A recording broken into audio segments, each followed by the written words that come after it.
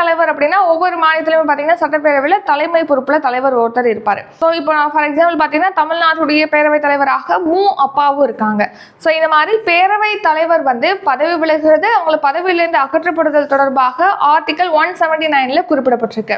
இப்போ எதுக்காக இந்த ஆர்டிகல் பத்தி பார்க்குறோம் அப்படின்னா, இப்போ நம்ம தமிழ்நாடு சட்டப்பேரவைத் தலைவர் மு அப்பாவும் இருக்காங்க இல்லையா, அவங்கள பதவி நீக்கம் செய்வதற்கான தீர்மானமானது அதிமுக சார்பில் சட்டப்பேரவையில் கொண்டு வரப்பட்டிருக்கு. அந்த தீர்மானமானது இப்போ தோல்வி அடைஞ்சிருக்கு. ஏன்னா இதுக்கு ஆதரவா பாத்தீங்கன்னா 63 பேர் மட்டும்தான் வாக்களிச்சிருக்காங்க. இதை எதிர்த்து 154 பேர் வாக்களிச்சிருக்காங்க. ஸோ அதிகமான வாக்குகள் வந்து எதிர்ப்புக்கு போனதுனால இந்த தீர்மானமானது தோல்வி அடைஞ்சிருச்சு.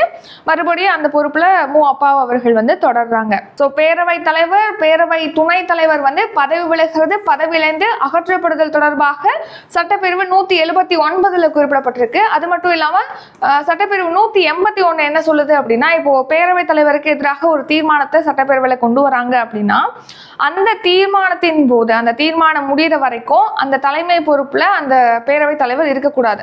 ஏன்னா அவருக்கு எதிராக தானே இந்த தீர்மானம் கொண்டு வராங்க. அதனால பதவியிலிருந்து அகற்றுவதற்கான தீர்மானத்தை தலைமை வகுக்க கூடாது அந்த பேரவைத் தலைவர் அப்படின்னு சொல்லிட்டு சட்டப்பிரிவு 181 குறிப்பிடப்பட்டிருக்கு. இப்போ சட்டப்பேரவையில் ஒரு தீர்மானத்தை கொண்டு வரணும், தீர்மானத்தை விவாதத்துக்கு எடுக்கணும் அப்படின்னா ஃபர்ஸ்ட் அந்த தீர்மானத்தை ஒருத்தர் முன்மொழிவாங்க. முன்மொழிஞ்சதுக்கு அப்புறம் அந்த தீர்மானத்தை விவாதத்துக்கு எடுக்கணும் அப்படின்னா சட்டப்பேரவை விதி 70 உட்பிரிவு 2 படி பாத்தீங்கன்னா 35க்கும் குறையாத நபர்கள் வந்து அதற்கு ஆதரவு அளிச்சிருக்கணும். அப்படின்னா தான் அந்த தீர்மானமானது சட்டப்பேரவையில விவாதத்துக்கு எடுத்துக்கொள்ளப்படும்.